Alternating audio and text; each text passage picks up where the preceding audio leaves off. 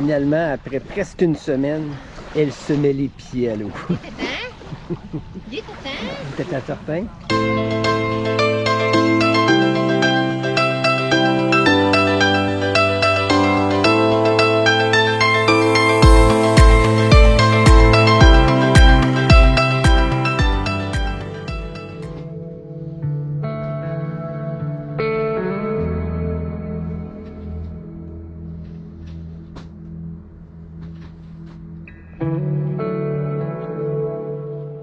Petit matin paisible dans ce qu'on sait maintenant être l'anse de la passe, et non l'anse à Blouin.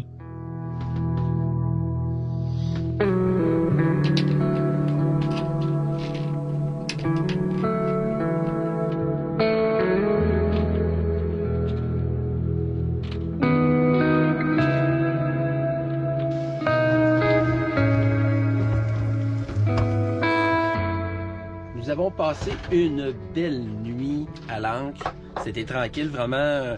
L'Anse à Blouin, c'est ça qu'elle s'appelle? L'anse à Blouin. L'Anse à Blouin, à côté de l'île Manawin. Vraiment, là, bien protégé du vent du sud-ouest. Elle en fait du bruit, elle. Mais parce que l'iPad, il est pas dans le bon sens. Fait que là, j'essayais de le remettre dans le bon sens, il va falloir que je l'enlève. Donc, comme je disais... En Sablouin, nous. Alors, Sablouin, vraiment une place bien protégée. Ce matin, on a fait la grasse matinée. On a écouté un peu de Netflix. Puis là, on s'apprête à commencer à faire de la voile. On va se diriger vers la marina de Sept-Îles. Ça fait 2 jours qu'on essaye, ça fait 24 heures que j'essaye de les rejoindre par téléphone pour leur réserver une place. Donc, on va s'approcher de la marina, puis on va faire ça par radio. C'est bizarre, d'habitude, c'est plus par téléphone que c'est plus simple d'avance. Mais ils répondent pas au téléphone, puis ils retournent pas leur message. Donc, on va aller voir de plus proche qu'est-ce que ça a l'air.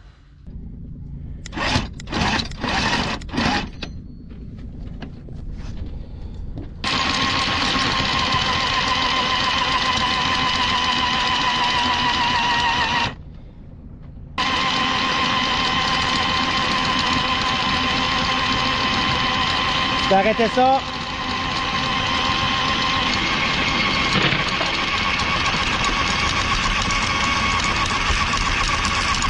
OK, l'encre est sortie.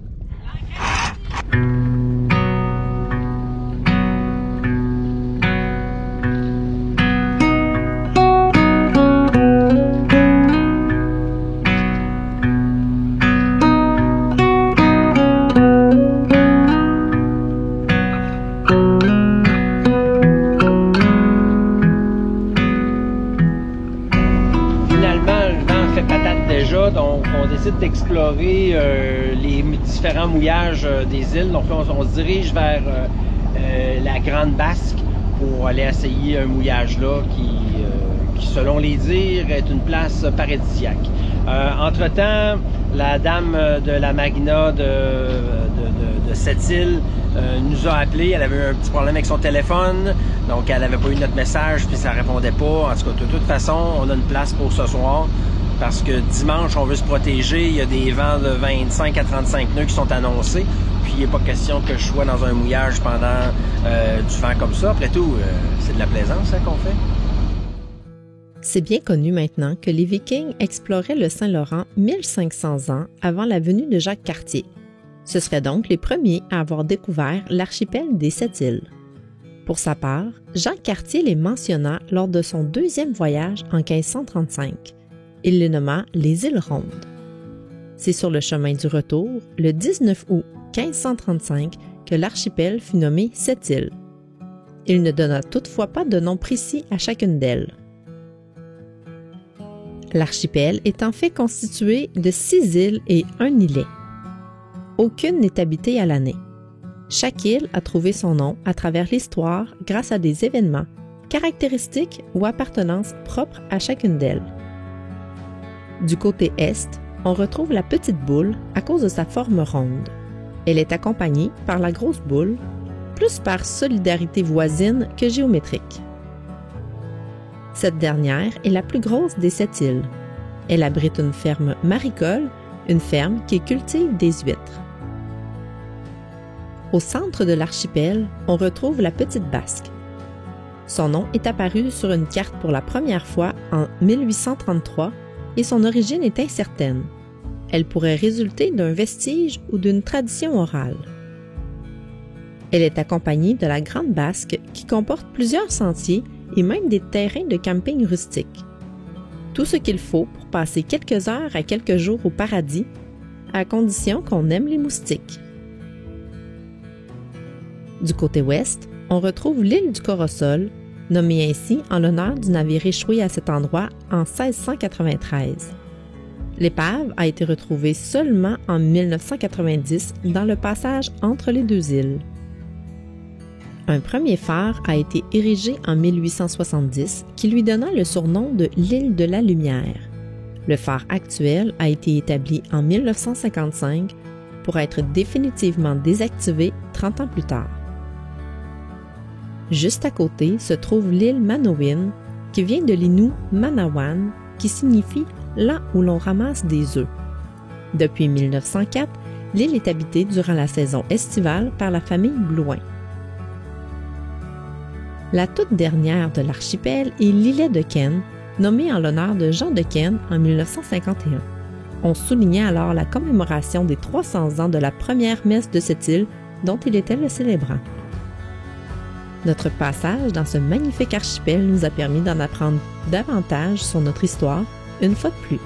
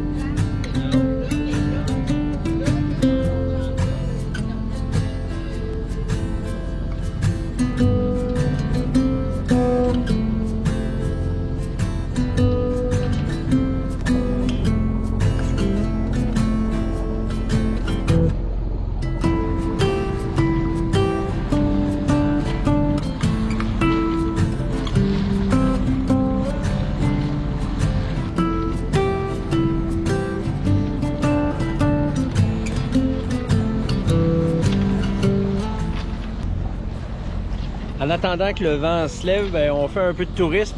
Donc là, on est en train de visiter les différentes petites anses qu'offre la Grande Basque. Puis après ça, on va voir si on va voir d'autres îles aussi en préparation des prochains jours, si jamais on veut aller se protéger.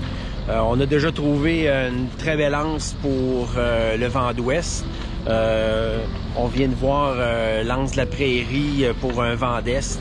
Donc, on continue notre visite.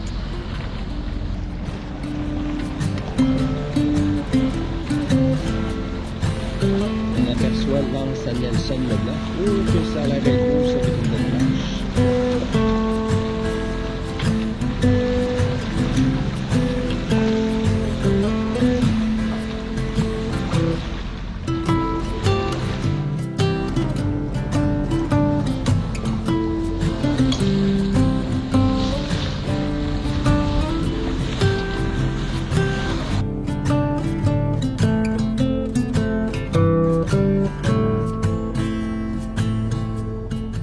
On s'apprête à faire un mouillage éphémère à l'anse aux voiliers afin d'explorer les environs.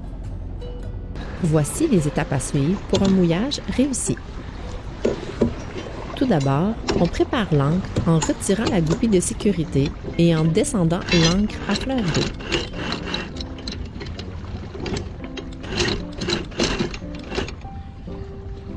L'ancre est prête.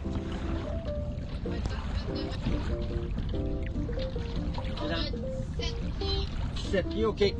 Une fois rendu à l'endroit désiré, on immobilise le bateau et on vérifie la profondeur pour déterminer la longueur de chaîne à laisser aller selon un ratio de 1:3 ou 1:7 selon les conditions et le temps passé au mouillage.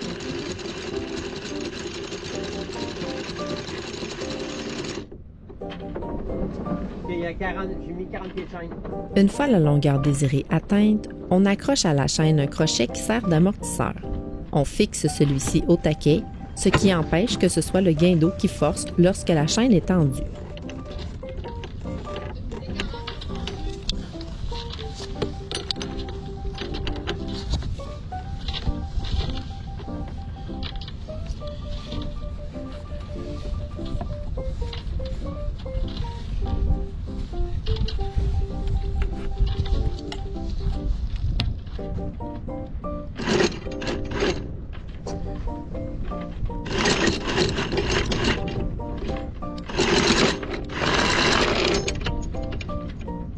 Finalement, on engage le moteur de reculon afin de faire mordre l'encre. On peut vérifier en plaçant une main sur l'amortisseur si l'encre a mordu. Si on sent une vibration, c'est un signe que l'encre chasse. Si on sent une tension, elle a mordu.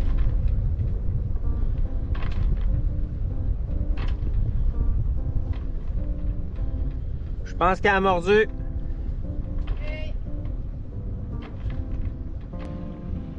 J'ai mis une marque pour la... J'ai mis OK. la marque pour l'encre. Puis tu peux mettre aussi Anchor Pro si tu veux. Avec un quoi? Anchor Pro. Pour la première fois des vacances, on sort Quickie, qu'on va gonfler grâce à notre nouvelle pompe électrique gonfleux.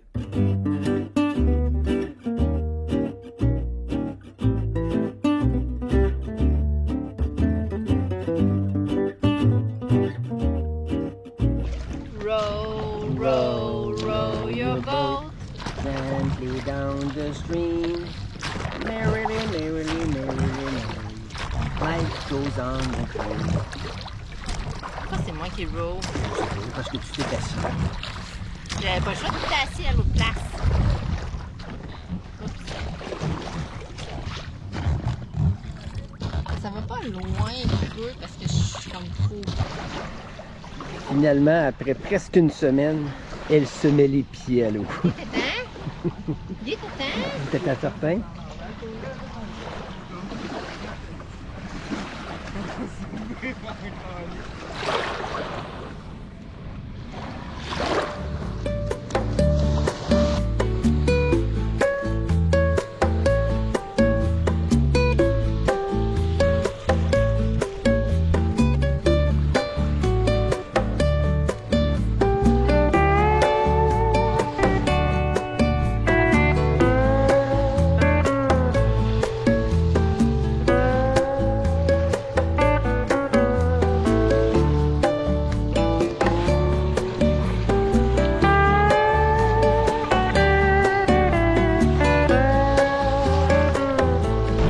Rendu autour du capitaine de rouer, de ramener. Ah ouais, le capitaine. Un petit peu plus à bord. C'est bon.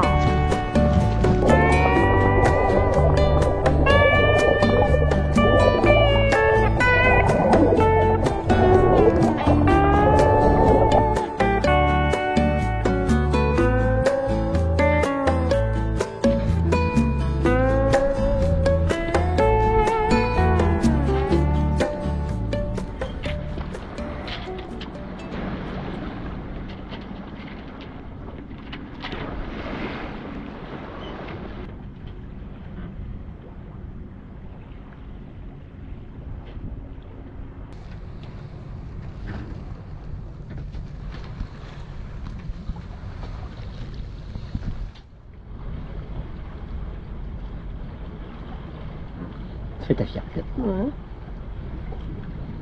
c'est moi qui est à la barre. C'est moi qui est à voile.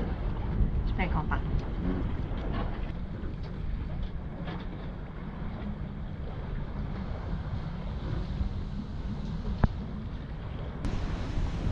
Oui, capitaine. On fait de la voile! On fait de la voile? On fait 6 nœuds. Bon, il était temps. T'attends, le vent est arrivé, on fait un peu de voile dans la baie de Sept-Îles, ou des Sept-Îles. Mais soyons honnêtes, il y en a juste 6. Et un îlet.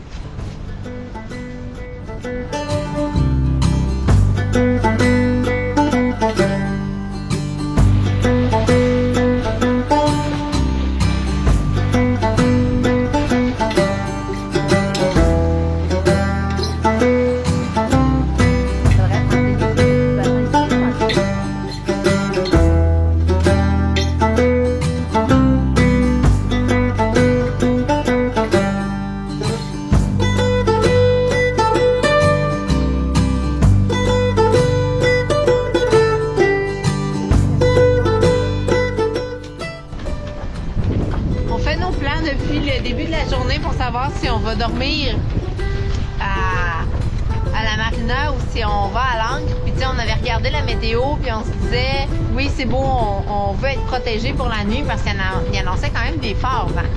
Sauf que là, depuis le début de la journée, on essaie de faire de la voile, on n'a pas de vent, ça marche pas. Puis là, finalement, on a un peu de vent. Mais tu sais, il y a 10 nœuds, là, 5, 7, rien d'alarmant, là. Et, ce qui va confirmer notre nuitée à la marina, maintenant, le vent vient de se lever, on a 16 nœuds, c'est supposé s'intensifier jusqu'à 25. Alors, là, on profite du vent parce qu'on voulait faire de la voile. Puis après ça, on va rentrer sain et sauf à la marina pour passer une petite nuit tranquille, malgré le vent. Pareil, pareil! Pareil! Pas pareil tout de suite, ça sera pas long.